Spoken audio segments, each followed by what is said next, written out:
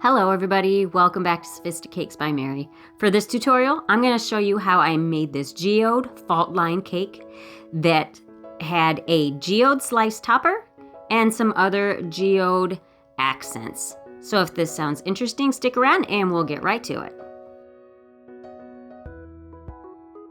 The first thing I need to do is add some color to my rock candy. This is just rock candy that I bought already packaged up, and I believe I got it at Hobby Lobby.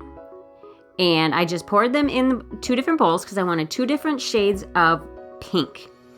Now I'm just using pink gel food coloring mixed with a little bit of Everclear, and just making sure that all of those pieces of rock candy are coated in the color.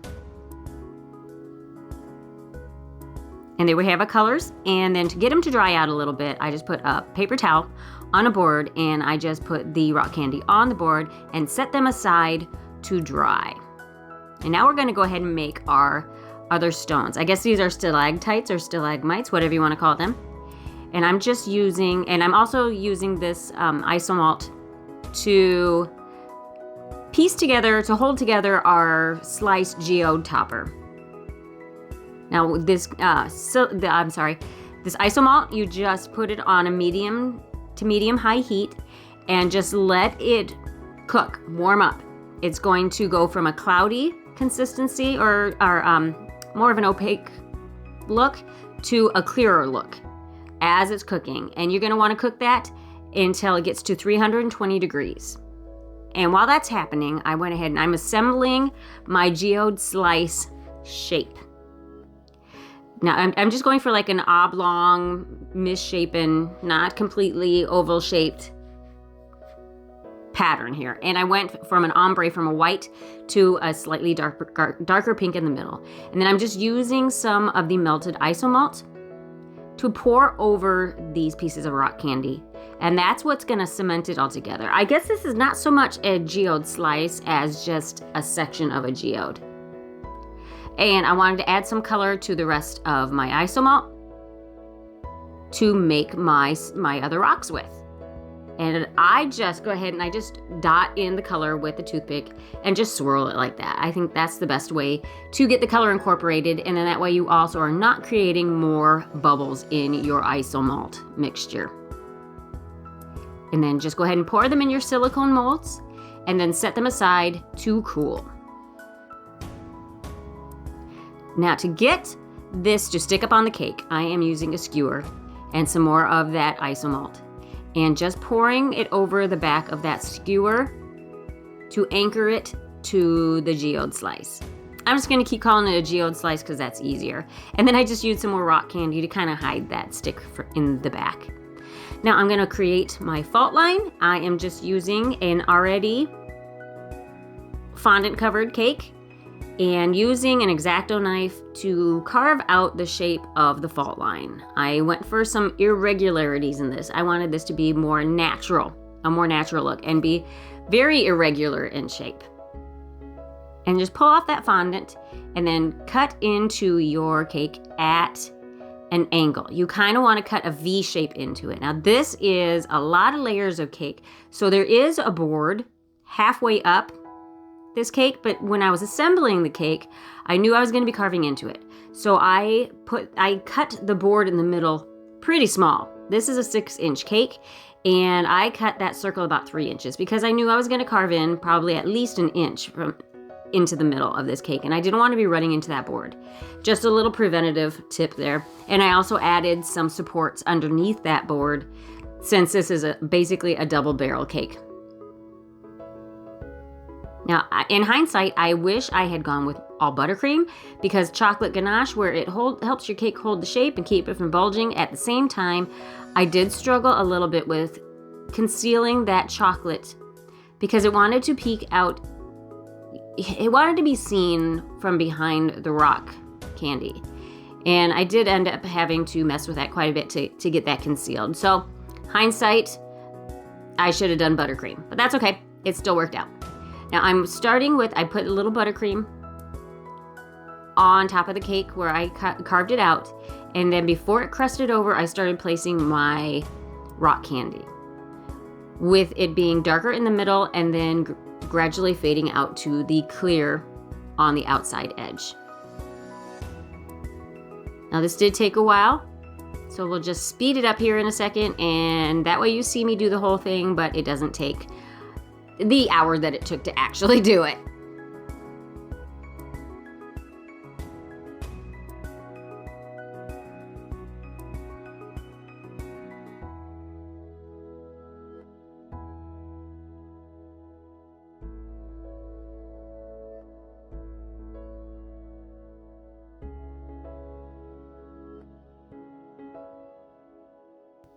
I do apologize for my big head getting in the way. I did not have my angle right with my camera. I have a new camera that I use. This is my cell phone that I use to make these videos. And it is a very good camera, but what happens is it was focusing on my head instead of the cake. So I ended up having to edit out a bunch of fuzzy material here. I apologize for that. Now our stalactites or stalagmites have set up and cooled, so I just kind of wriggled them out of the silicone mold. And then I did do a confectioner glaze, sprayed that on to kind of eliminate some of the cloudiness and to seal them, and you can see the shine on them. And I did the same with the topper, but I don't think I showed that. But I am going to go ahead and finish the edge of this geode slice with some gold luster dust mixed with some Everclear. This is my go-to mixture when I'm adding gold, which I do probably on 95% of my cakes. I'm addicted to the gold. I'm sorry, I can't help it. I just think it's such a neat element that makes every design look just a little bit more special. So like I said, I use this same mixture on the outside edges of the geode slice, and I did use that on the cake itself, on the outside edge. I'm just using a regular brush that I use just strictly for cake purposes. And there's our finished geode slice. Yes, a piece of it just did fell off. And here I have a sped up, again, my head's in the way. I apologize again. It's gonna kind of fade in and out of focus here. I will not let that happen again, I promise. And then I did go back in and I was trying to conceal. You can see there a spot there where you can see some of the ganache. I was trying to conceal that a little bit and also add a little bit more color to the middle part of the geode or the fault line. So this is just some of that pink, that soft pink gel color mixed with some more Everclear to a very thin consistency. And I am just painting that in the middle. And you know what? That just shows to Goya, you got a piece that wants to come out, let it come out. Shows to Goya. I know I said that wrong, but intentionally. And I wanted a little bit, something on the white fondant also. I didn't want to leave it just white fondant. So I did kind of a stippling paint technique that I do on quite a bit of cakes. And I kind of wanted to focus on the top edge and the bottom edge and fade it in. And that's why I used the sponge to kind of blend in the color into the white a little bit. I wanted it to be more faded, more ombre, not so much, really obvious.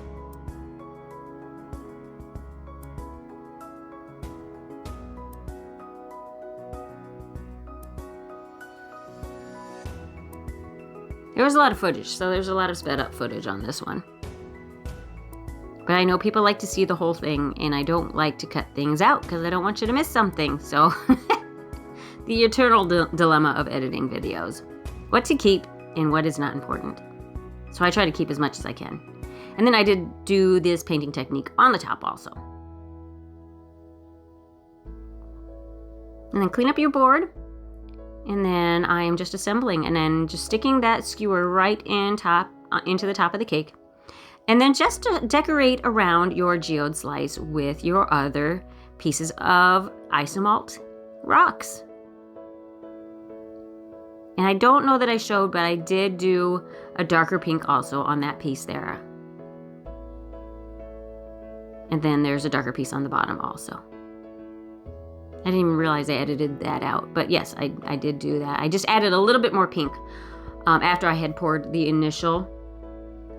I did a little bit more pink. And then I did a little bit more pink on the bottom also. And then there's a darker piece on the bottom also. I didn't even realize I edited that out. But yes, I did do that. I just added a little bit more pink after I had poured the initial pieces of rock candy into those molds. I had a little bit more isomalt melted, and I just added a little bit more pink, melted it down just a little bit, and then poured the other ones. And little hint with isomalt, once you have tempered it by bringing it up to 320 degrees the first time, you don't have to redo that every time you remelt that isomalt. You just melt it, which is nice to know. Saves a lot of time. And I got these to stick onto the cake with just some piping gel. That's all I'm using there. And there we have our Geode fault line cake with the Geode slice topper and a few other Geode or stalagmite pieces of candy. I hope you enjoyed this video, and maybe you decide to give it a go yourself. So thank you guys so much for taking the time to watch my video. And if you'd like to watch some other videos, go ahead and click on the link to one of these other videos shown here. And if you would like to check out my other social media, I am on Facebook and Instagram under the same name, Sophisticakes by Mary. And please take the time to share, like, subscribe, and hit the notification bell so that you know when I upload another video. Thank you so much, and we'll catch you on the next tutorial.